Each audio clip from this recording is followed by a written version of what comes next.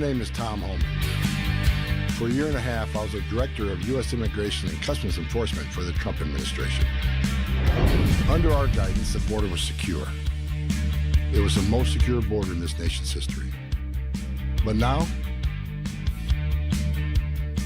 things have changed. Chaos and even death prevail. My mission is to see that the border gets secured again and save lives. Welcome to Defend the Border and Save Lives.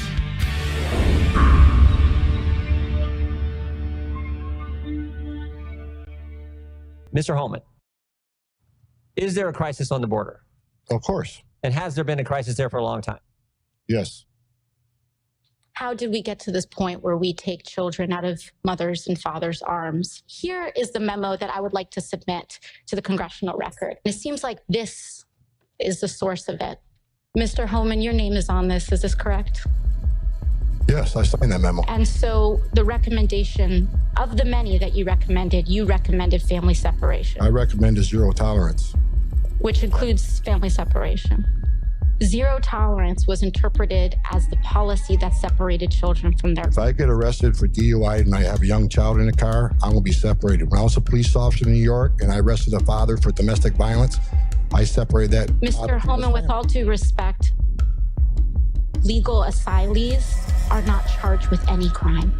When you're into the country illegally, it's violation 8 United States Code 1325. Seeking asylum is legal. If you want to seek asylum, go through the port of entry, do it the legal way.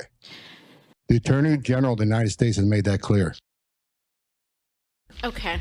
Mr. Homan, I'm a father. Do you have children? How can you possibly allow this to happen under your watch? Do you not care?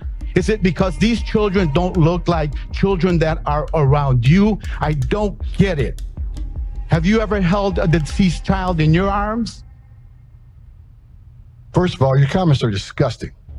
I've served my country for 34 years. I find your comments disgusting as well. I've served my country for 34 years. And yes, I held a 5-year-old boy in my arms and back that tractor trailer. I knelt down beside him and said a prayer for him because I knew what his last 30 minutes of his life were like. And I had a 5-year-old son at the time. What I've been trying to do my 34 years serving my nation is to save lives. So for you to sit there and insult my integrity and my love for my country and for children, that's why this whole thing needs to be fixed. The time of the gentleman has expired. I've asked you politely to let me go beyond my time, and you let other people go beyond their time, but not to Tom Homan. He don't get me go beyond his time. Mr. Homan, we have approved an agreement between. Please respect the chair's authority. The I respect the chair's authority, but the chair. Mr. Homan, you work for me. I'm a taxpayer.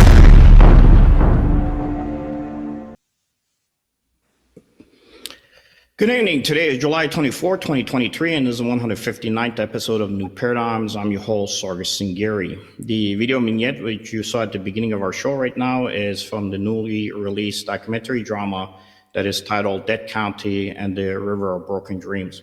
It is a national educational project that is based upon the life and also the experience of tonight's guest and his 35 years in law enforcement, and more importantly, truly his commitment to humanely save lives, as detailed in his book titled Defend the Border and Save Lives.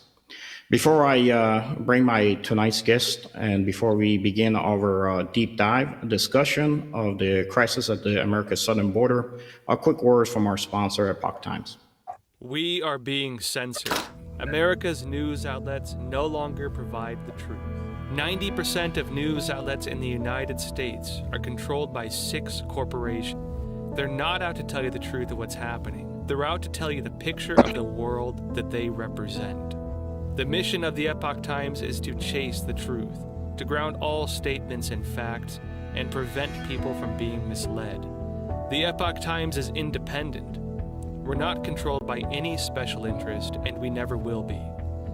This is a battle between truth and deceit, a battle between forces that would ensnare this country in ignorance, and between a media that wants to present you with the truth. Subscribe today to our digital edition at theepochtimes.com and join the Americans who are seeking truth and tradition. Read the difference on all your devices. We'd love to have you on board.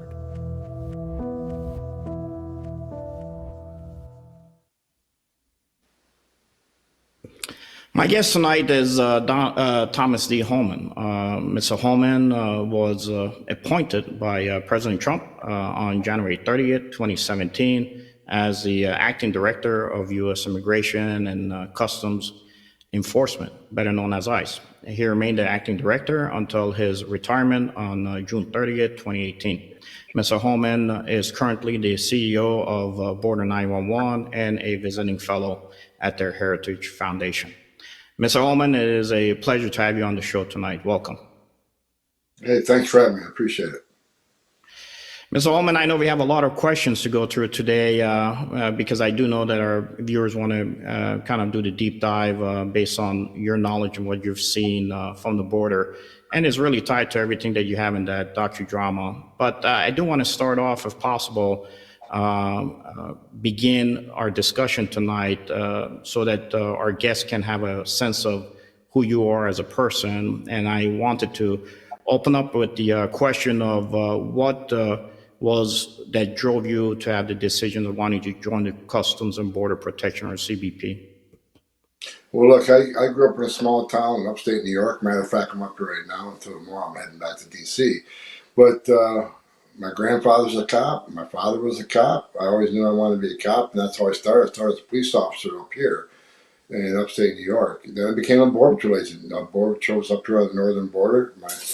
My lake house was right on the Canadian border, so you know I grew up around Border Patrol agents. Didn't really know what they did, but they fascinated me. So I always knew I was going to be in law enforcement. I ended up joining the Border Patrol, and I spent about 34 years fighting for border security and enforcing immigration law. And I was actually the first director of ICE that actually came up through the ranks. So the 20,000 men and women that worked for me, I never asked them to do anything that I didn't do myself because I was in that agency for over 3 decades. It's good that you had that experience, sir, to be honest. And it is that experience that really gives us an opportunity to kind of see it from your eyes as to what's happening really on the southern border.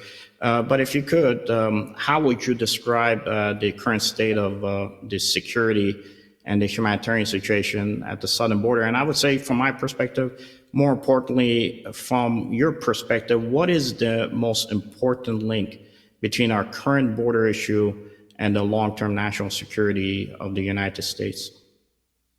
Our national security is at great risk right now. We're very vulnerable, and let me explain why. I don't care what your opinion is on illegal immigration. I've heard it all, right?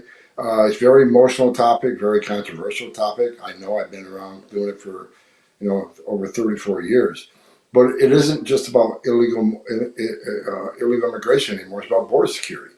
Right? So this administration took the most secure border in my lifetime under President Trump. Like him or love him, you can't deny the data. You can't deny the facts. Illegal immigration under President Trump was down 83%.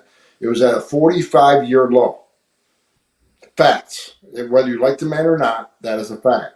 But Joe Biden came in after working for 6 presidents. I say this all the time. I worked for 6 presidents enforcing border security, starting with Ronald Reagan. Every president I've ever worked for, including Clinton and Obama, took some steps to secure the border because they understood you can't have national security without border security. Of course, it makes sense. No one did more than President Trump. But Joe Biden's the first president in the history of this nation who came into office and unsecured a border. Understand that. He took the most secure border we've ever had as a nation and signed over 90 executive orders, abolishing pretty much everything we did. That gave us historic illegal immigration. So we went for the most secure border in my lifetime, especially based on my almost 35 years experience, and we turned it to the most secure border to historic illegal immigration. Not by accident, not by mismanagement, not by incompetence, by design. So when you open a border up, and you overwhelm the Border Patrol at the level they're overwhelmed right now, that's when the known and suspected terrorists can come across the border. The Border Patrol's already arrested 237 on the terrorist watch list. We got 1.8 million gotaways. So when you overwhelm the Border Patrol, which causes 70% of the agents being pulled off that line, 70% of agents pulled off the line, you don't think terrorists are going to take advantage of that? Why would any terrorist buy a plane ticket or try to get a visa to come to the United States, because after 9/11, we created all these systems, all these databases to vet people before they get a plane ticket and a visa. Why would you put yourself at risk of being caught and going through the vetting process when you can simply get to Mexico, cross the border the way 1.8 million others did, and get away? This is the biggest national security failure this country has seen since 9/11, because this administration opened up the border. So you mentioned that 70% of the agents have been pulled off the border. The ones that are there, since it seems that there's no staffing, are they adequately trained from your perspective as seeing them on the ground operating, or is there something else that we need to be aware of? No, like the Border Patrol is one of the finest trained law enforcement agencies in the world. They're very well trained. Problem is, they're overwhelmed. Since Joe Biden became president, we've had 5.5 million Southwest border encounters. 5.5 million. That is unheard of. There's not anything even close. So when you take all these border patrol agents off the line to deal with the humanitarian crisis, which he calls, right? They're making baby formula, they're changing diapers, they're making hospital runs, they're making airport runs, they're stuck in a facility. And while they're stuck in that facility, the cartels are taking advantage of the open border. The cartels, let me make one thing clear. You see these big groups coming across the border, 100, 200 family units. That's not by accident. They just don't happen to be there. The criminal cartels decide who comes across and when they come across. They'll send a large group, 100, 200 family groups, knowing that 30% of agents left on the border are going to seize to that opportunity to deal with a humanitarian crisis, because a lot of these people will be sick. And that's once the Border Patrol responds to that humanitarian crisis, when the cartels, that's when they move the fentanyl that killed 100,000 Americans. That's when the trafficking women and children, the sex trafficking women and children come across. That's when the gang members come across. That's when the criminals come across. That's when known suspected terrorists come across, because the chances of getting caught are very slim because the Border Patrol's not there. The criminal cartels under the Biden administration have operational control of our southern border. Think about that for a minute. The strongest nation on earth no longer controls our southern border. The criminal cartels in Mexico do. Yeah, and I think I don't know if a lot of our viewers know, but the criminal cartel today is completely different than what it was maybe years ago, even under Al Chapo when he was there with his son. His main purpose was he was trying to make a benefit. He ran it as a business, and he wanted to have his users stay on as long as possible on the drugs he had. That's why he would even go after the folks that had not fentanyl, but other type of drugs that he would target them, because he wanted his users to stay alive. But today's fentanyl pusher is basically killing everybody, but he's trying to make a quick buck. But with that said, sir, if you could right now take just one decisive action tomorrow to secure the border, what would that decisive action be? Reinstate the Remain in Mexico program. I guess my number one action is get Biden out of the Oval Office. Look, you guys, Kamala Harris, who claims to be, the border czar, and she's spending 2 years now looking for the underlying causes of this mass illegal immigration. She don't need to go find it. She don't walk down the hall to the Oval Office. There's the underlying reason right there. He signed 90 executive orders abolishing everything we created. But the Remain in Mexico program under President Trump was a game changer. And let me tell you why. People want to claim asylum, they can still claim asylum. They'll get a court date, they're going to wait in Mexico until that court date comes. If they're really escaping fear and persecution from their homeland, if they're really escaping death and persecution from their home government, once they get out of that country and they're in Mexico, have they not escaped that fear and persecution? If they're truly asylum seekers, absolutely yes. Wait in Mexico for your hearing. If you win asylum, welcome to the United States. If you don't, you're not in the United States, so we have to go look for you to deport you. The Remain in Mexico program was a game changer, because after about 6 months of that program, here's what happened. People stopped coming because they realized it wasn't really about escaping fear and persecution. It's about getting to the United States. And I get it. I get why vulnerable people want to come to the greatest nation on earth. I get it. But that doesn't qualify for asylum. Coming here for a job doesn't qualify for asylum. Coming here to live a better life, unfortunately, don't qualify for asylum. Asylum is you escaping fear and persecution from your home government because of race, religion, political affiliation, or participation in a specific social group. The immigration court data in this country over the last 10 years says one thing very clear. It says in the last 10 years, 9 out of 10 people who claim asylum at our border never get relief from U.S. courts. They simply don't qualify, or they don't show up in court. So it was a great idea of President Trump. We know 9 out of 10 don't qualify, and they're not going to leave.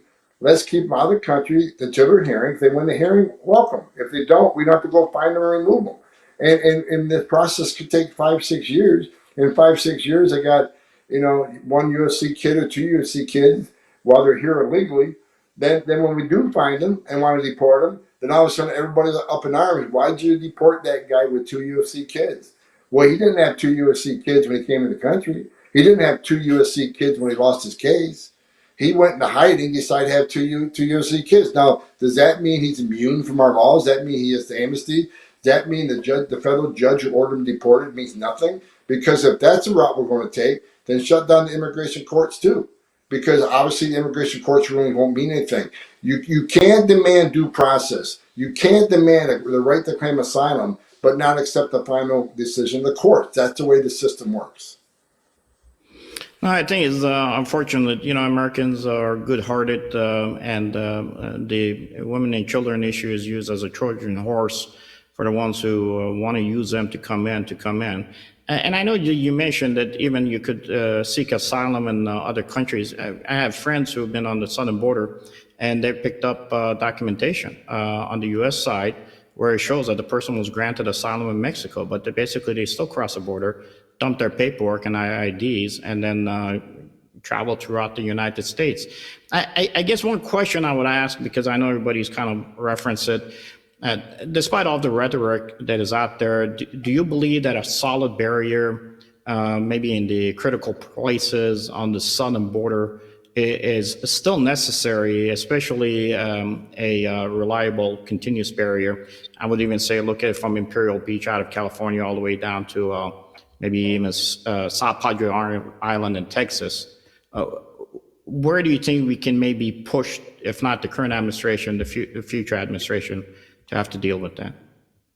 Well, this administration, currently empowered by administration, they're not going to build a foot of wall, which is unfortunate because walls work, border barriers work. The border wall wasn't Trump's wall. That was America's wall. The Border Patrol, the men and women of the Border Patrol who I served with, we've always wanted a barrier. Now, the border wall isn't the end all to be all, right? It can be defeated by some. Most can't. But if you climb that wall, we're going to know. If you dig under that wall, we're going to know. That's a smart wall. There's a lot of technology built within that wall. But every place they built a border barrier, every single place, 100% of the time, illegal immigration declined, illegal drug flow declined. Walls make sense. Walls are designed to slow people down. They do 2 things. They slow people down till we got time to respond. And number 2, it funnels those, like family groups and the most vulnerable, the females and the children who can't possibly go up over the wall. It funnels them to a place where there isn't a wall. And guess what's waiting for them? Men and women in green uniform who can take care of them. Because again, a lot of these people are in bad shape making that treacherous journey. 31% of the women have been sexually assaulted by the cartel. So the walls funnel people. Walls save lives.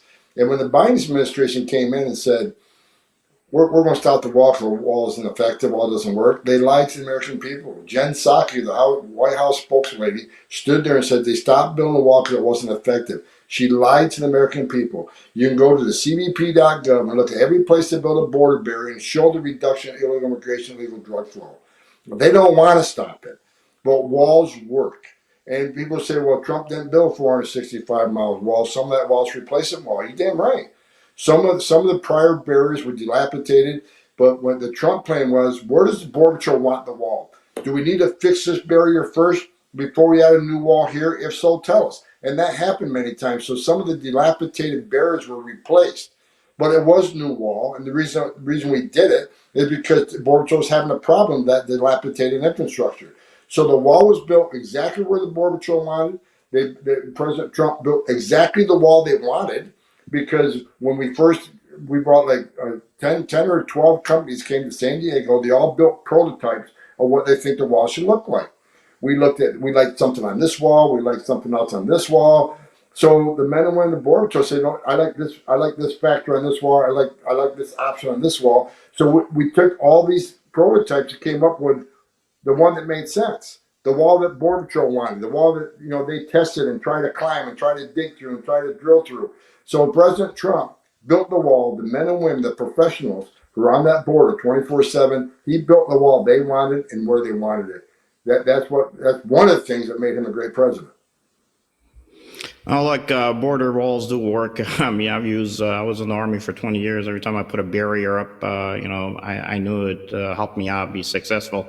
You want to take historical lessons, the Chinese blocked the Mongolians from coming in, and the Israelis, before they had really a secured long-term wall between them and Jordan, the Fedayeen were coming in, killing 20 Israeli civilians almost a day. I just got back from Israel a couple of weeks ago, defending the border. Took a group over to Israel, and we toured all their borders. They have several borders, and they're very sophisticated. And and Israel is building a wall to stay alive, so they take it pretty seriously. And some of the technology that they came up with, we've actually used in our border wall. So a good friendship. And I'm glad I went over there. I saw a lot of different aspects of different types of walls, and it's something that will apply here in another year and a half. Well, it's reduced 90% since historically, if you look at the historical numbers on them. So it does work, and hopefully we'll be able to apply those here. I want to kind of, for our viewers, Mr. Homan, just so they understand, ICE, which Mr. Homan was an acting director of, is the largest investigative arm within the United States Department of Homeland Security, or DHS, and the second largest investigative agency in the federal government. So it does have over 20,000 special agents, officers, and other employees, and an annual budget of over $8 billion. So it's not like the money isn't there. It is a matter of how it's being applied. And its job is designed to protect the homeland through criminal and civil, enforcement of the federal laws that Mr. Homan's talking about, governing the border, control, customs, trade, and immigration. Now, I would ask you, though, sir, on this, given the fact that, you have almost 400 officers in the United States, we even have our folks in 46 different countries out there. With that all said, if total control was given to the Department of Homeland Security, to you, for the DHS, Border Security, Customs, Coast Guard, Homeland Security Investigations, HSI, and Air and Marine. And for our viewers out there that may not know, those are federal law enforcement components within the Customs and Border Protection Agency. How would you reorganize those four structures to more effectively protect the homeland, sir? Well, my idea, and I've had discussion with President Trump on this, would be you create a position at the White House, and I'm explaining why you do this. And there's different stovepipes. A lot of people touch our borders, whether it's Coast Guard, Maritime, whether it's the Border Patrol, whether it's DOJ with the immigration courts, whether it's HHS with ORR with all the children coming across. There's a lot of stovepipes that touch that border, but they're all stovepipes. They're all with different departments within the U.S. government. They need to be better coordinated. So there needs to be my suggestion. We create a position at the White House. You can call it borders out, whatever you want to call it. But all these different stovepipes, anybody that touches our border, whether it's air border, maritime border, land border, all these stovepipes come into one stovepipe in the White House. So if Border Patrol's want to do something on the border, Coast Guard needs to be aware of it. ICE needs to be aware of it. DOD, they've done a lot of infrastructure on the border. Whenever they go on the border and do a project, all the law enforcement agencies dealing with the border need to know about it. Too many stovepipes. Because you see my testimony beginning of the film where I got in arguments with members of Congress. And they keep talking about family separation, how terrible it was. First of all, it wasn't family separation, it was zero tolerance. And why was zero tolerance done? Because women were getting raped, that 31% of women get raped. Children were dying every day. So we're saying, well, let's start prosecuting these people that come across border to families And maybe they'll stop coming. Maybe we stop women from being sexually assaulted. Maybe we'll save a child's life. It wasn't about family separation. It's about saving lives. But you never hear them say that. And one of the problems that happened in that was that HHS wasn't locked up with ICE. So when the parent got released from the jail, somebody else had the child, and reconnection was difficult. That is just one example why I think there needs to be one stovepipe dealing with the border directly at the White House. That's one thing. Better coordination can always happen. But I think people need to understand border security is important. It's just not about illegal immigration. It's about the drug flow. It's about no suspected terrorists. Like I said, a terrorist wants to do harm to this country. The easiest way to do that is get into this country is through our borders. Not get a plane ticket, not get a visa. There's too many database checks done, too many security checks done. After 9/11, we create all these databases, make sure no one's going to ever buy a ticket, come here and blow something up. No one's ever going to get a visa and blow something up. And it's worked pretty well. The visa security program in itself that was run by ICE has stopped thousands of people with derogatory information or background checks from coming into the United States. We know we stopped terrorists from coming to the United States. But like I said earlier, those databases don't mean anything now if they just go to Mexico and cross the southern border. So I think it's imperative that every agency within the United States government that touches our borders, maritime, air, land, need to be coordinated under one head at the White House that can coordinate our national defense. Look, this isn't just about our sovereignty. It's not just about Americans dying from drugs coming across the border. It's not just the known suspected terrorists. We're talking about the safety and security of this country. There's a lot of countries in this world that want to see us hurt. And they'll do anything to see this country hurt. We got a lot of enemies out here, and we got to make sure that we give the best defense of this nation we can. We can't do that without better coordination amongst all the entities dealing with the border.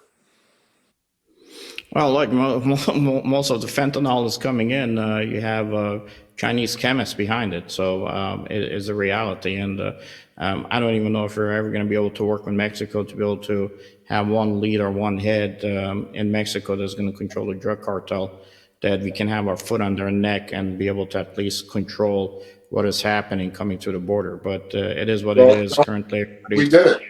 We got to remember, we did it. Under President Trump, he held Mexico responsible. He told Mexico they're going to put 18,000 troops on the southern border. They did it. He told me, you're going to do the Remain in Mexico program. They did it. He says you're going to enter third safe country agreements. They did it. Why? Because he wouldn't take no for an answer. President Trump, for those who, I tell you, he's one badass president. He didn't take no. He says this is affecting the security of this nation. I have U.S. citizens dying from drug overdoses. I know we got terrorists trying to get through that border.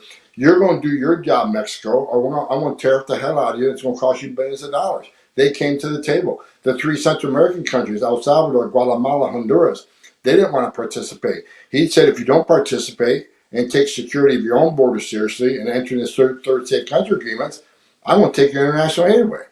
I mean, I remember being in the Oval Office one time, and El Salvador wasn't taking their nationals back. After they were deported, they wouldn't take them back because they're criminals. And people might not realize that, but we can't deport somebody to their home country unless that country agrees to take them. So El Salvador wasn't taking them back. It took President Trump less than 24 hours to call El Salvador and said, you will take them back, or I'm going to pull international aid away. I mean, other administrations, including the Biden administration, that went down that same failure every time. They offer millions of dollars. We're going to create opportunity zones in these countries so they don't have no need to come to the United States. I've seen it. It's played out for decades. Never works. The Biden administration went back to the same recipe, and it's not working, as we can all see, because of the border. President Trump says, hell, no, I'm not going to give them money. Matter of fact, I'll take any money we're already giving them, take it away. And that one phone call changed the dynamics. This is why we were 85% decline in 83% decline in illegal immigration. This is why we're at a 45-year low. So we had a president who demanded action by other nations. He wasn't letting these nations take advantage of us. You said it a minute ago. We got Chinese. Chinese are making the precursors that make fentanyl. They sell it to the criminal cartels in Mexico. What has President Biden done to China about producing these precursors? Nothing. What has he done to the Mexican president about the cartels making this fentanyl? Nothing. President Trump was going to designate the cartels terrorist organizations. He's going to send, if he had to, he'd send our special forces down there. If Mexico's not going to fix it, we will. It's because it's about the safety and security of our country. This president, the president currently in the White House, isn't holding anybody responsible. And that's why fentanyl continues producing. I mean, that's why China continues producing the precursors to make fentanyl. And the cartels, you mentioned a few minutes ago, cartels are stronger right now than they've ever been in history of cartels. Why is it? Because they're making record amounts of money moving drugs in the United States. They're making a record amount of money trafficking, sex trafficking on women and children in the United States. They're making a record amount of money smuggling aliens to the United States. They never made so much money. And that's why you have the violence in Mexico. The cartels are attacking each other for control of the plazas because they're making godly amount of money. And what's this administration done about it? Nothing. If there's no consequence, no deterrence to illegal behavior is going to keep coming. Well, it's not just that. It's not just on this side of the border either. I mean, we got information a couple of weeks ago. We passed on to our folks into D.C. that, you had the CCP is sucking iron ore out of Mexico, out of our backyard. Who they're making the money with in the deals with the cartel. They're paying $5 per pound. That's in billions of dollars if you look at the tonnage. But nobody in D.C. is interested about addressing that issue. So it is unfortunate, but it's a reality of the current administration. Some of the systems that are just detached from the reality of what we got to deal with. Ms. Homan, I got to take a break here from our sponsor. We're going to reset the room with a video that you had, and then I'll want to come back and kind of close out, talk about some of the other questions, and pick up a couple of political questions that are of important significance. I may have some legal issues we got to discuss. We are being censored. America's news outlets no longer provide the truth. 90% of news outlets in the United States are controlled by 6 corporations. They're not out to tell you the truth of what's happening. They're out to tell you the picture of the world that they represent. The mission of the Epoch Times is to chase the truth, to ground all statements in facts, and prevent people from being misled. The Epoch Times is independent. We're not controlled by any special interest, and we never will be. This is a battle between truth and deceit, a battle between forces that would ensnare this country in ignorance, and between a media that wants to present you with the truth. Subscribe today to our digital edition at theepochtimes.com and join the Americans who are seeking truth and tradition. Read the difference on all your devices. We'd love to have you on board.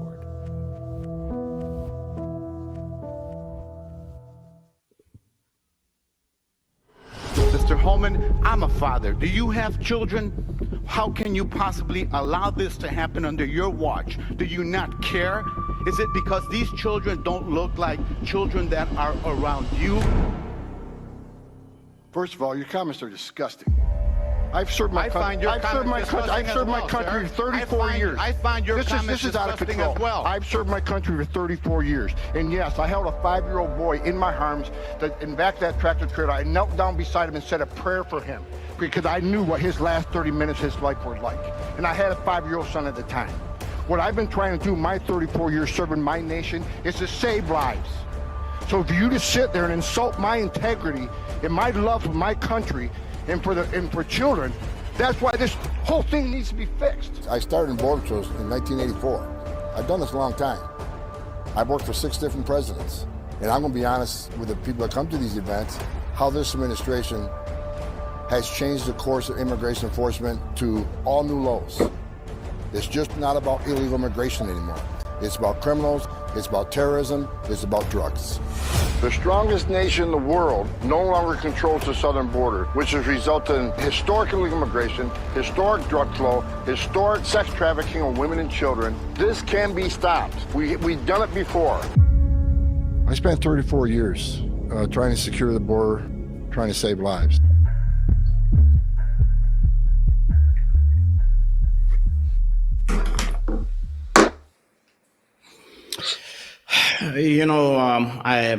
Ms. Homan, I wrote an article in October of 2015 for the Near East Center for my company, and I was really asking if common sense would be able to prevail regarding the arms at that time that were being purchased by the Mexican authorities or if we had to, at that time, succumb to the drug cartel, the Islamic State, and also NGOs that were driving their mission sets, it seemed.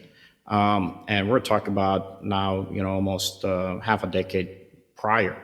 At that time, that was reality. But from my perspective, I don't think it would be a reach to assume that the drug cartels and also the terror networks have had the chance over the past 3 years at least to really establish their assets in major cities in the United States. Now, if that assumption is validated in the future as being a fact, unfortunately, it probably will be in a bloody attack. How would you neutralize that that team or those cells that are currently in our country? Well, two things. First of all, you are right. The cartels are operating in every major city of this nation. Not only are they smuggling the drugs in the United States, they're taking over the internal drug trade within the United States. I have the honor of working with a gentleman by the name of Jason Jones. He's a part of Border 911. He's my partner. And Jason has spent his entire career investigating cartels. And he was with the Texas Department of Public Safety Intelligence Unit, and now he's working with me on Border 911. There's nobody that I know of, and I've got, like I say, almost 35 years doing this, that knows more about criminal cartels than Jason. I'm proud to have him part of Border 911, and we go around the country. Jason talks, about this a lot. And Jason agrees with me. The first thing we need to do is designate them terrorist organizations. That opens up so many other options for enforcement, right? We can follow the money. We can seize assets. We can do T3s, even international T3s. Because Jason was explaining to me the other day that some of these cartels are in over 30 countries across the globe. They're in every major city in the United States. So designating terrorist organizations has to be done, because that opens up so much other things we can do to a criminal organization. And we can't leave it up to Mexico to take on a criminal cartel. There's just too much corruption in the country of Mexico. A lot of their law enforcement's corrupt, state, local, and federal, and a lot of their military is corrupt, and their administration is corrupt. Not everybody. I'm not going to sit here and say that every cop in Mexico is corrupt, but a lot of them are. I've been dealing with Mexican, law enforcement for decades when I was with ICE. There's a reason we don't share all intelligence with them, because we don't trust them. Now there's some vetted units that we personally vet, and we give them a lot of intel. We work with them, but we don't even tell them everything. But that's the problem with Mexico. It's going to take the United States to fix the cartel problem. It needs to start in Mexico. We can certainly attack the United States at the same time. But the cartels in Mexico own Mexico. They run Mexico.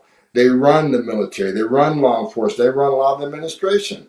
It's going to take an outside powerhouse like the United States with our capabilities, our intelligence capabilities, our financial investigations capabilities, and our special ops capabilities to take these guys out. That's why I think President Trump I thought was a great idea, designating terrorist organizations. Biden's not even talking about it. Biden's not even talking about fentanyl, for God's sake.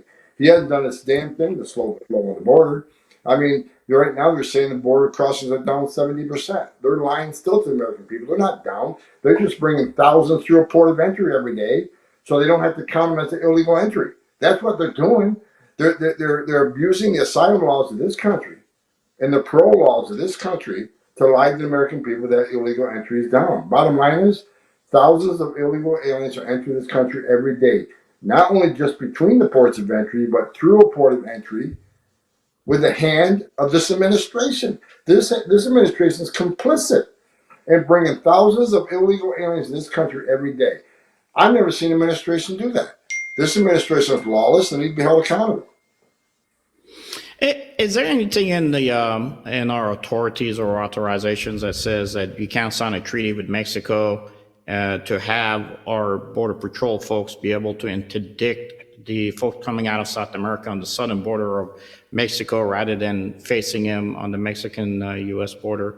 Is there anything that doesn't allow us to do that, or does that happen? No, it does happen.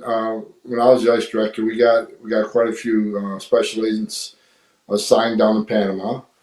We have a great relationship with Panama, so a lot of a lot of the SIA, special interest aliens, those that could be terrorists, a lot of them make the trip through the Darien Gap in Panama, very dangerous. A lot of people died making that journey. Women get sexually assaulted, and that's a major path from South America over here. They go to Brazil, get to Darien Gap, and they're in. But we have a very good relationship with Panama. I was down there a couple of times as I was director. We've arrested people off the terrorist watch list by the hundreds coming out of Darien Gap into Panama, and our relationship's so good with Panama, we actually deported them from Panama back to their home country if we didn't have interest in detaining them ourselves. So Panama's a great partner. Panama's helped us stop thousands from getting to the United States, but more can be done. Again, it's against the law in Mexico to transit the country without a transit visa. Mexico doesn't enforce it. It's against the law to go from the southern border of Mexico to the northern border without transit visa. Do they enforce it? No. It's against the law in Mexico to traffic in women and children. Do they enforce it? No. President Trump made them enforce it.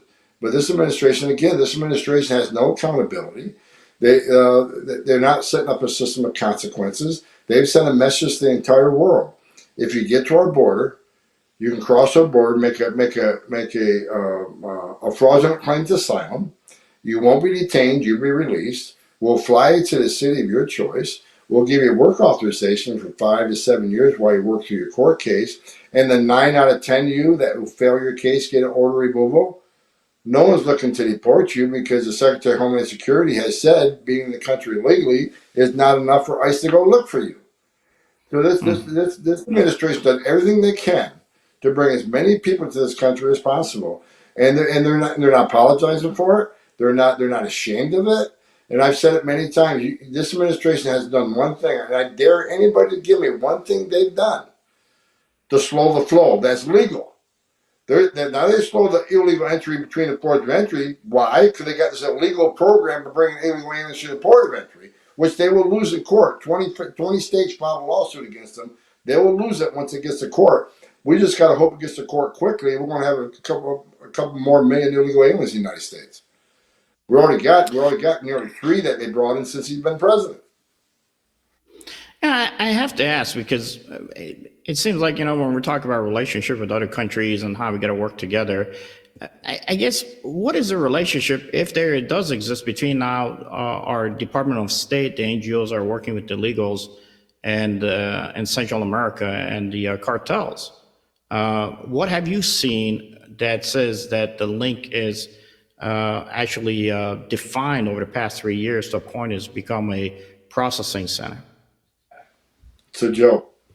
Department of State is doing everything it can to make it easier for people to come to this country. The Biden administration they keep coming up with these cockamamie policies to bring more people to this country. On top of everything else we're dealing with, now they're announced the Family Reunification Project, where if you're somebody in the world and you have a U.S. citizen relative here in the United States, we're going to bring to the United States to unify you. Congress, federal law sets in stone how many green cards are issued a year, and there's a process to get a green card. This administration, once again, says we don't care what the law says. We don't care what Congress says. We're going to create this program and bring thousands in and ignore the law. Meanwhile, there are millions of people in this world who are trying to play by the rules. They're standing in line. They're taking the test. They're paying their fees to be a part of the greatest nation on earth. Those millions doing it the right way are sitting on the sidelines while illegal aliens enter this country every day by the thousands. Some of these, it's for the United States that claims to operate on a system of laws and morals. They're letting the people doing things the right way, the legal way, sit in the waiting line while they help, while they assist, while they're complicit in bringing thousands of illegal aliens to this country every day while the legal process is abandoned. I don't get it. This isn't America I grew up in.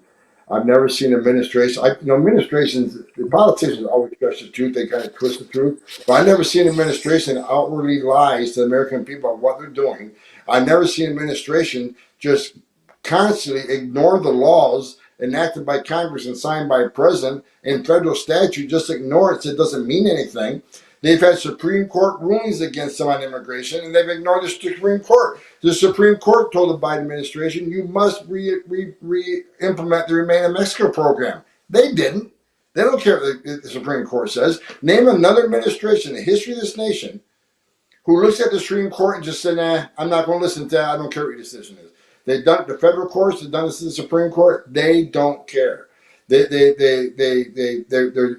marching to their own music. And again, when this is over with, and hopefully it's going to be over with here in less than 2 years, they need to be held accountable because this administration is lawless and it's borderline treasonous what they've done to this country. You know, a lot of them are complaining that says, you know, it's assets that we need. But look, let's say it's assets. I would ask you, Mr. Homan, what additional assets and capabilities do you believe that the DHS empire needs to better maybe protect our borders and specifically our maritime resources? Not a single thing. All this administration have to do is do what Trump did, enforce the law. For instance, they're releasing thousands in the country every day. You know what the law says? An arriving alien shall be detained. That's what the law says, shall be detained. And like the sanctuary cities right now, what you know, they're releasing criminal aliens to the streets every day. And Congress isn't giving ICE the money to detain these people. You know what the law says? If you're convicted of drug offense, you shall be detained. If you're convicted of a crime involving moral turpitude, you are to be detained. If you have a final award from an immigration judge, you're to be detained. They're not doing any of this. So if they would simply enforce the laws that are on the books, it'd be a game changer. In addition to what the Remain in Mexico back in, put in the third safe country agreements. The third safe country agreement, what that is if you really escape with fear and persecution from El Salvador, and you get to another country, you should become asylum there. And all these countries agreed to that, and that was another game changer. So if you would just simply turn on the Remain in Mexico program, turn on the third safe country agreements, and enforce the laws as written, you solve 90% of the problem. Of course, people are always going to try to come to this country. We're always going to have some, but you would take 85% of the problem away tomorrow if they would put the Remain in Mexico program in place and start detaining those that enter the country illegally. Detain them like the Trump administration did. We stopped catch and release. Why? Because the law says you shouldn't be releasing arriving aliens with no documentation. So this isn't, I've said it many times, this isn't a resource issue. Border Patrol has plenty of people.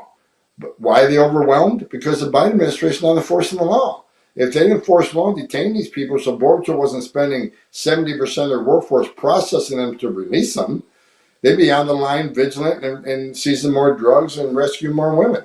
But this administration is refusing to enforce the law. It's not a resource issue. This is a policy issue.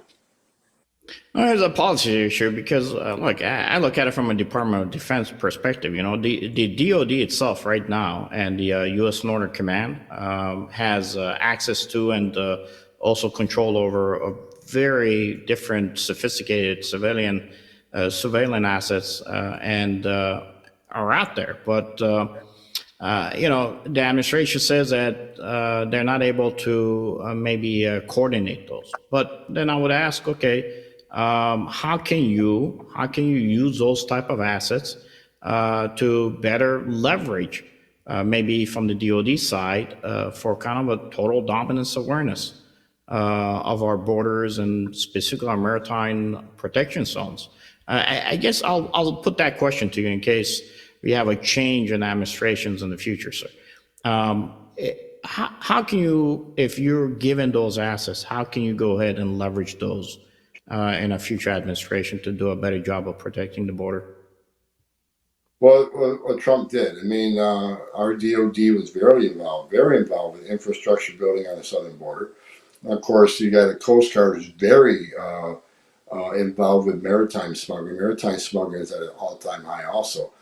DOD was very helpful in funding for the border wall, funding for immigration operations. As you know, President Trump took money out of DOD that was used to help construct a lot of the border wall.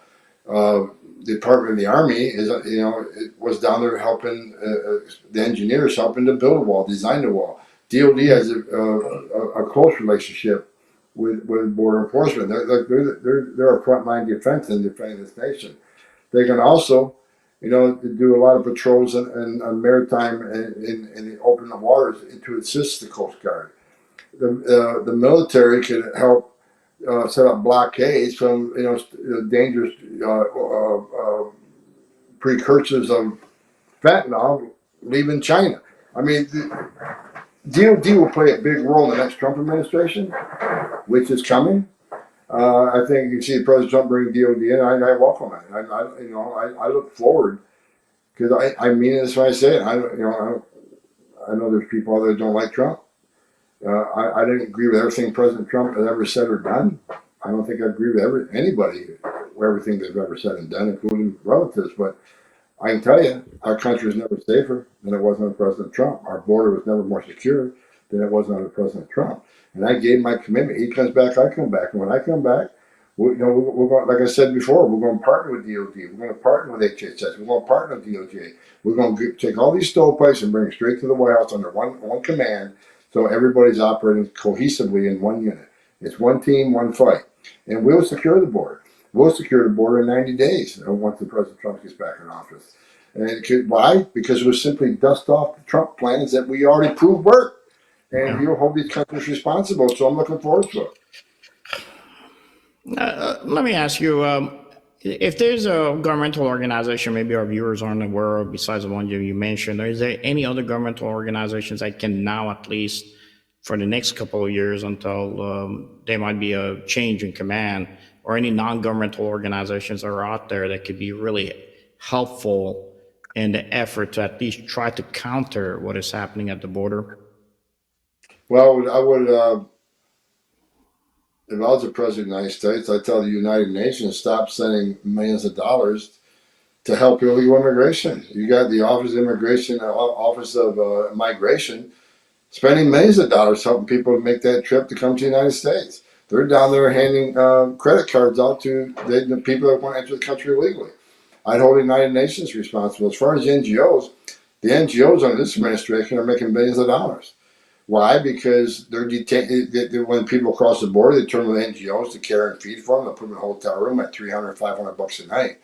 The taxpayers need to understand why these NGOs are making billions of dollars, putting a hotel room, an alien in a hotel room at $500 a night. There are thousands of empty ice beds already paid for at about $117 a night. But the taxpayers are already paid for these beds. They're sitting empty while they spend 5 times as much money putting in a hotel room. And why are they doing that? Number one, they're lining the pockets of their friends, of the NGOs, who are very close to this administration. And number two, because they know if they're not detained, they'll never be deported. Because there's 2 things I mentioned earlier to you. There's the immigration court data says 9 out of 10 people claim asylum at the border never get relief from U.S. courts, and they'll be ordered removed. So what happens to that 9 out of 10? Well, if they're in an ice detention bed, and they get order removal, they're removed 99.7% of the time. If you're not in an ice bed, like these NGOs, you leave 6% of the time. That's why they're not detaining in ice beds. That's why they're giving it to the NGOs, because they know 90% will lose their case. But if they're not detained by the government, if they're detained by an NGO, and they're care and feeding them, they'll never leave. And that is their plan. That's why that catch and release is, because they don't want these people ever to leave. But I'll tell you something, for these millions of people that this administration released in the country, I'll tell you this, heads up, don't get too comfortable, because the next administration will come look for you.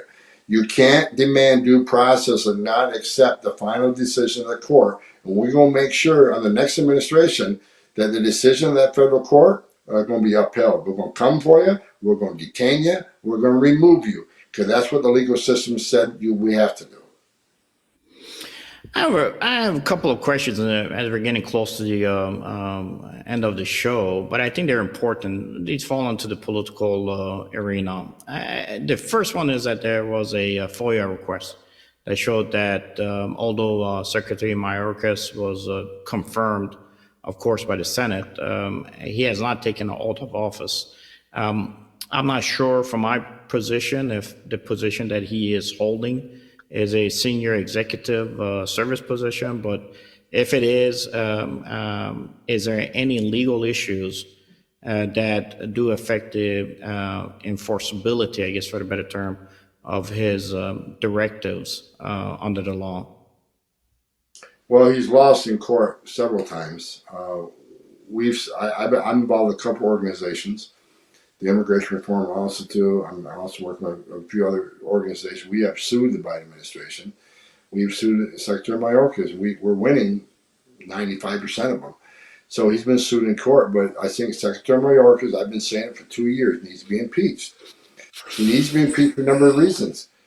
Look, if they can impeach President Trump for making a phone call to Ukraine, they can't impeach Mayorkas for over 100,000 dead Americans of fentanyl coming across the border because he refuses to enforce border security. They can't impeach Mayorkas for over 1,700 migrants who have died on U.S. soil trying to enter this country because the border is not secure. They can't impeach Mayorkas for lying under oath in front of Congress the border was secure when we know it wasn't. They can't impeach Mayorkas for slandering the men of the Horse Patrol when he stood at the White House podium and slandered those men that they were whipping black migrants when he was briefed 2 days prior. This is based on FOIA too. 2 days prior, he was briefed that nobody was whipped. But he stood at the White House podium and slandered the men in the Horse Patrol. And their lives will never be the same. We can't impeach them. There's plenty of reasons to impeach Secretary Mayorkas. The top being, he refuses to uphold the oath he took. He refuses to enforce laws enacted by Congress. In fact, he's violating the laws enacted by Congress because he's ignoring doing his own thing. There's plenty to impeach him for. That's what needs to happen. And for any Republicans who got cold feet about it, then you know what? They can go to hell too. I mean, because I'm sick and tired of the politics on the Hill. They all said during the midterms, we're going to go impeachment. We're going to impeachment. Now that midterms are over, you hear less and less people talking about it. We got to hold the Republicans accountable too. There's some of them there that they just don't want to take it on. You know, the Democrats, they all stick together and they're fighters. I'll tell you what. And the Republicans, they want to be above the grade. They want to be this polite. I mean, many of them. And I said it's time to be street fighters. Just look, this country's in trouble. I said earlier, and I meant it. What's going on our southern border is the biggest national security failure this country's ever seen. How much more is it going to take for you to take some action and hold this man accountable? It needs to happen. It needs to happen now. I don't know how many known suspected terrorists enter this country, but I'll tell you this, 1.8 million godways. Border Patrol's arrested people from 171 different countries. Many of these countries are sponsors of terror. They've arrested 240, right around 240. How many of 1.8 came from a country that sponsored terror and didn't get arrested by the Border Patrol? If you think it's zero, then you're an idiot. Bottom line is, I don't know how many terrorists have entered this country illegally and didn't get caught, but someday we're going to find out. It's going to be a bad day for America. At what point is enough enough where you're going to stand up and do the right thing for this country? I don't care about politics anymore. Your job, your number one job is to protect this country and to protect the citizens of this country. We know the border is a national security crisis. We know it's a huge, huge drug crisis that killed over 100,000 Americans. More Americans have died at the hands of criminal cartels in Mexico than in any war we fought. And we got some Republican congressmen and senators sitting on their hands. Enough. Stand up, do the right thing for the American people, or we'll vote you out of office too. No, we should. I mean, it's just ridiculous. The country is being destroyed. I have to tell you, just as we close it out, just final comments, if you could, on what is happening with the retention rate. Is there an issue with the CBP? And also, I know that a lot of the guys out there are dealing with a lot of the PTSD. Is there anything that is currently in the works, at least from the families of the law enforcement, that is addressing those issues at all? Well, the secretary got dogs, and I say that half jokingly, but he got them dogs. He got emotional dogs. No, he's not doing enough at all. Look, Borg tried over 20 suicides last year. 20. I think he actually had 22. The highest rate of suicides of any law enforcement agency in the country. Now, I can tell you I was in a Border Patrol, and I talked about a few things in my testimony in that video show. I in my 34 years enforcing immigration law, I've seen some terrible, terrible things. Things that changed me forever. Whether it's dying children, dead children, talking to you know, a 10-year-old girl that got raped multiple times, and you know, just seeing how this little girl was destroyed, everything innocent about her, robbed from her. I've seen some terrible, terrible things on the border, and it changed me forever. Now, these men and women border patrol, they're seeing this stuff every day. So I'm not saying the out of control border made them take their lives, but it certainly, I think, weighed upon whatever internal struggles they were having. So I think more needs to be done for the mental health of these men and women that see terrible things every day. I think the retention is bad. They can't hire. They're trying. They just offer $20,000 signing bonus, trying to get people to join the border patrol. But men and women don't want to, you know, go to academy, take an oath, carry a badge and gun, and not be a law enforcement officer. Many of them feel, most of them feel, that they're not federal law enforcement officer anymore. They're a tourist agent. All they're doing is catching people, processing for release, and taking them to the bus station or the airport. They feel like and while they're doing that 70% doing that, they know drugs are crossing the border because no one's there. They know a sex trafficked child is crossing the border because no one's there. They know that, you know, no suspected terrorists are coming there because no one's there. So these men and women, the morale is in the tank. The morale is non-existent. They're retiring at record rates or just outright quitting. Their morale is bad, not just Border Patrol, ICE too. And these men and women need help. And, you know, God bless them. I started my career as one. I love each and every one of them. I think they're the finest 1% this country has. And I promised them when I retired from ICE, I may be retiring from that position, but I'll never stop retiring from their six. I'll have their six until the day I die. And hopefully another year and a couple months, I'll be able to help them more. So I'll be sitting in the White House with President Trump and fixing this mess that was created by the Biden administration. And then they know they got a friend. They got someone that's going to let them do their job and uphold the oath they took. Well, as they say, from your mouth to God's ears, hopefully we could get there. And really, I think those agents do need our support and blessings and prayers. And I want to thank you also for your service, Mr. Homan. Much appreciate your time and efforts. For our audience out there, please take a look at the QR code that we have. It takes you to Border 911. Sir, when is it going active? I know it's in September. When is Border 911 going to be fully operational? We're hoping by September. This is a new venture. The website's being built. Hopefully that'll be done in the next 2 weeks. The 501c3, C4 should be in place soon. Then we're going to be, look, it's nonprofit. I'm not making a penny at this. Matter of fact, I'm spending a lot of my own money doing this. We're going to spend the next year and a couple months educating American people across the country on why border security matters. And so when you get in the voting booth next year, you'll vote for the person that's going to secure our border, take border security seriously, because you can't have national security without border security. And getting back to the PTSD, I know we had a conversation before we went on air. I'd like to get together with you offline next couple of days to talk about, when you talk about PTSD stuff, let's see if we can join together and get with the Border Patrol Union and see if we can get these men some help. It sounds like you may have something that may help them. We need to get offline on that in the next couple of days. No, definitely. It would be my pleasure to be able to sync those efforts and help. And, you know, like the show's available anytime we can have you back. Let me know. I'm a phone call away. I know you have a couple of events coming up. I want to put those up. If there's any other events that we missed, let me know. I know you have the Freedom Fest on September 9th. President Trump is going to be the main speaker there. You're going to be speaking on stage. And then I believe we had another one that is happening in August, earlier than that, of course. Is there anything on the schedule besides these two? I know that if they go to the Border 911, they should be able to see these events, or is it from the Defend Our Border?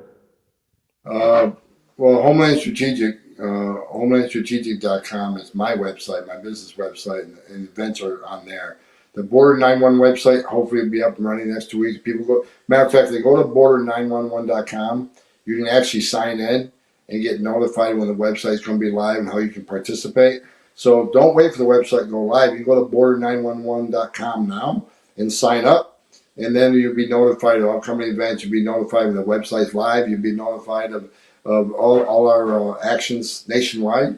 There'll be some great videos in there of actual operations on the border, so you can see for yourself what I see.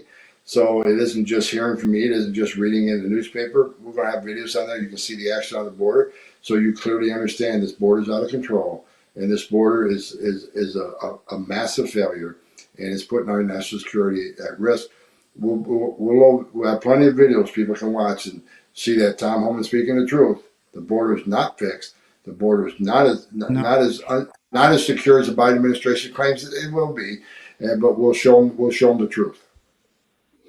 Well, if this is a definition of security, I don't know what what the bad security situation would look like.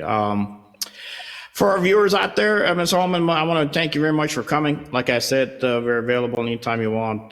This is your home. God bless you for all your work. For our viewers out there, if you like our show and the work we do, and I guess like Mr. Homan, we do have our own 501c3, Mr. Homan, support of the Assyrian Christians in northern Iraq. Unfortunately, because of the what happened in Sweden with the Quran burning, the Christians are again being targeted now. It wasn't bad enough that we're reduced from 1.5 million to 150,000. Now we have to deal with the consequences of not having a really U.S. presence to backbone us there. And also this past year we did help with the South Sudanese refugees. So any money you could support, please support for the United Assyrian Appeal, because we do help with the Itana Women Organization and also the Jacaranda Women Organization in South Sudan. Also, I want to thank Fred and the Assyrian production for the wonderful job they have done to allow us to have a wonderful guest like Mr. Homan. Mr. Homan, that's it. I'm done. I'm going to give you the last word before we sign off. Well, God bless you. It sounds like you're doing a lot of important work too, so keep it up. Keep telling the American people the truth. They need to hear it, because they're not going to hear it from this administration. So I appreciate what you do. I'm talking to you for an hour. What I've learned is one thing: you're a patriot, and I love talking to patriots. So God bless you. Keep up the good work. Thank you very much, sir. It's easy to be around people like you. God bless you, and there's new paradigms. Gotcha. Bye-bye. I've served my country for 34 years. And yes, I held a 5-year-old boy in my arms. I knelt down beside him and said a prayer for him, because I knew what his last 30 minutes of his life was like. If you think that this fentanyl crisis is going to get better because somehow the cartels are going to be concerned that there's so many Americans losing their lives, I want to be very clear, that is not going to happen. This is the United States of America. It's supposed to be sovereign land. We're supposed to be able to control our own border. We don't control the border. The criminal cartels, the ones looking at us right now, they control this border. The strongest nation in the world no longer controls the southern border, which has resulted in historic illegal immigration, historic drug flow, historic sex trafficking of women and children. This can be stopped. We've done it before. We got to defend the border. We got to save lives. You know, the sun is setting here behind us, and I think any reasonable and prudent American knows that what is happening has caused some dark times, but the sun will also rise, and with that, tough men are going to rise to the occasion. There is a dark winter coming for those who have hurt so many people. The question is, how long will it take before those men are able to do what needs to be done?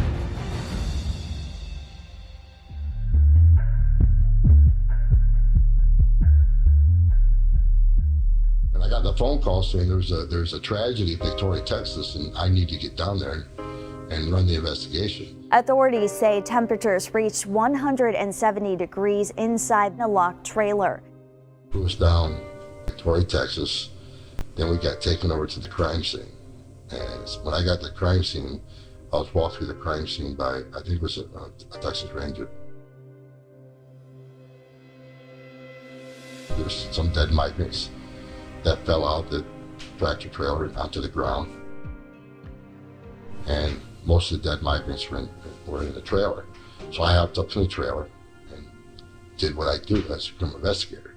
And I had a photographer there taking photos.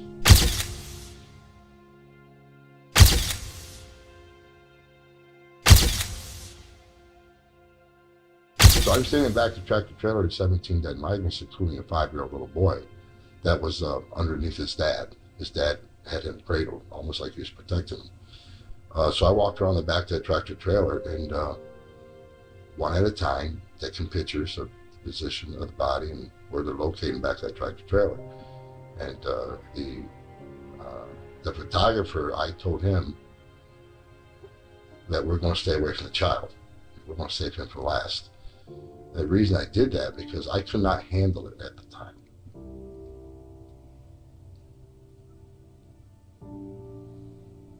I had a 5-year-old son at the time. And I've seen a lot of terrible things. For some reason, that little boy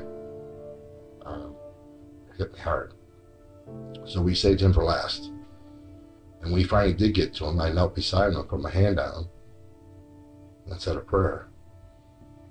Because I knew what his last hour, what his last 30 minutes of life were like. He's in a steel box.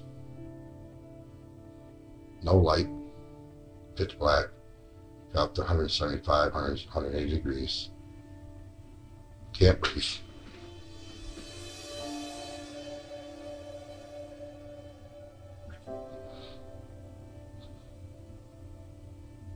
You can only imagine that he was scared to death, crying, begging his father to help him.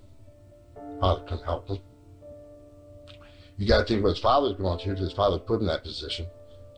Fast forward, we put 14 people in prison, everybody involved. I wish we could have put them in prison the rest of their lives because of what these 19 migrants went through. And that experience changed who I was. So when people see me either on the Fox network or they see me testifying in front of Congress, they say, why do you get so emotional? When you secure the border, you save lives. That's why after I retired, I wrote a book, Defend the Border, Save Lives. When you have a secure border, you save lives. And it upsets me that all the death I've seen on that border over 34 years, that was just one instance of many. We had the most secured border in my lifetime under President Trump. And President Biden came in and unsecured it. So that's why I'm pissed off. More people are going to die, and I said that. When you open the border up, more people are going to die. But what is it really like on the front lines of the border?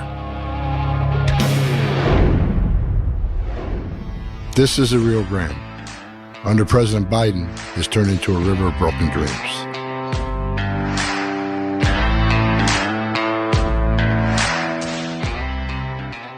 These are birth control pills. There's a condom.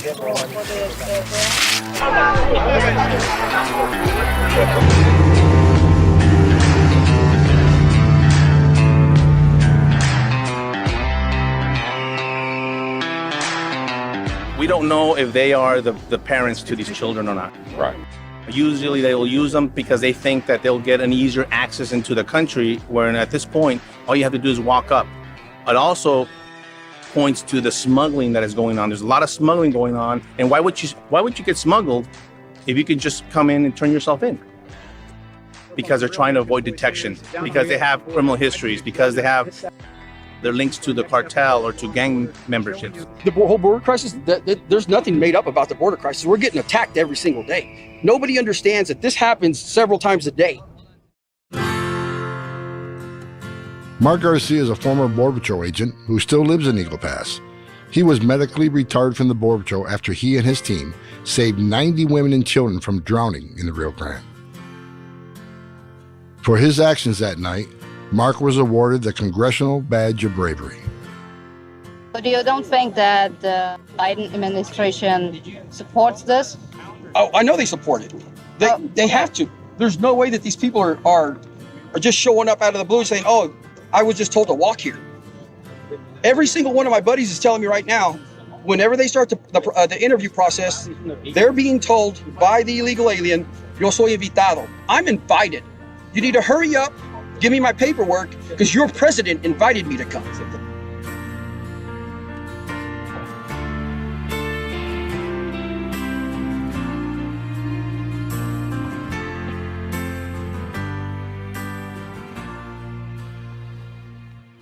This is the United States of America.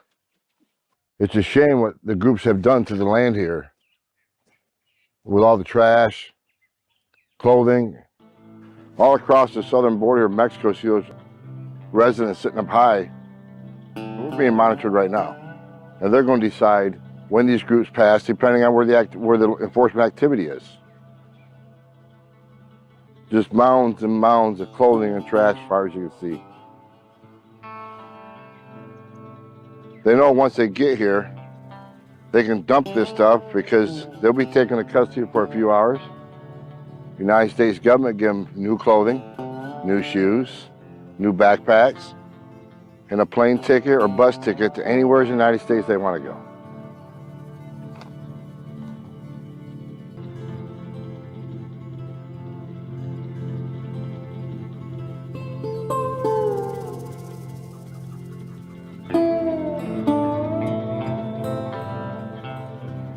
I just picked up some identification cards. I got several here out of thousands laying around. Venezuela, Cuba, Guinea, another Venezuelan, a Nicaraguan. Border Patrol's arrested people from 161 different countries around the world. Many more IDs. Why they dump them here before they turn themselves into the authorities? Why would anybody do that? Why I've been doing this 35 years, I can tell you why. They don't want them to know who they are. Are they criminals? Are they on the terrorist watch list? They want to come here and start a whole new life with a whole new ID because they're hiding something? Again, that's a public safety concern. That's a national security concern. When you open the border up, you open up national security issues, and the only way you stop it is defend the border and save lives. Over 800 migrant deaths so far in this administration. I'll tell you something else that keeps me up at night. Why are we seeing such a huge uptick in military-age males coming in from communist countries? Countries that have strategic reasons to do us harm. Venezuela!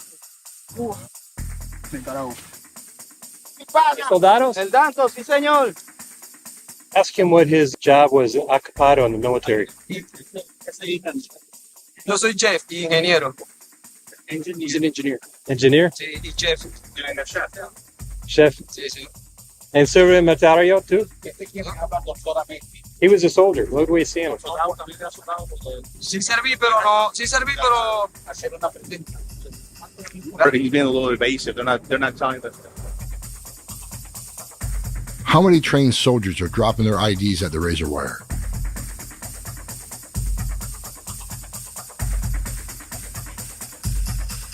Having thousands upon thousands of foreigners trained in the use of military arms and explosives scattered throughout our country should scare the hell out of everybody.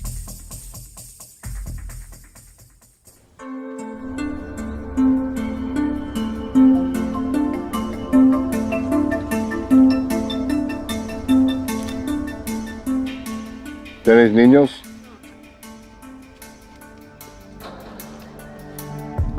Pásale. Buenos días. Pásale esto. Buenos días. ¿De dónde es? ¿De dónde es? Nicaragua. ¿De dónde es? Nicaragua. Nicaragua. Bueno. ¿De dónde es? Nicaragua. ¿Todos? Nicaragua. Nicaragua. Buena. ¿Cuántos tienes? Eso. ¿Ah? ¿Quién es tu padre? ¿Solamente? Bueno. 13-year-old all by himself. Bueno. ¿Cuántos años tienes? ¿De dónde es? ¿Nicaragua? Hey, ¿de dónde es? Nicaragua. Okay. 13-year-old by himself. And there's a smuggler walking back with his pockets full of cash. What he's going to do, he's just going to go back to Mexico. He's already got his money. He doesn't give a shit. But he can't control that group. There's 12 or 13 of them. There was a 13-year-old in there. If one of them get caught in the current, they're dead. That smuggler's not going to save them. His pockets are already full of cash. So as soon as he got him close, he turned around and went back. Because number one, he didn't want to be arrested. Number two, he's already got his money. This is the United States of America. It's supposed to be sovereign land. We're supposed to be able to control our own border. We don't control the border. The criminal cartels, the ones looking at us right now, they control this border. The strongest nation in the world no longer controls the southern border, which has resulted in historic illegal immigration, historic drug flow, historic sex trafficking of women and children. This can be stopped. We've done it before. We got to defend the border. We got to save lives. In 2014, Joe Biden went to Central America and said, "Bring me your children." And they did. We now have over 250,000 unaccompanied minors in the United States. That makes Joe Biden the largest trafficker of children in American history.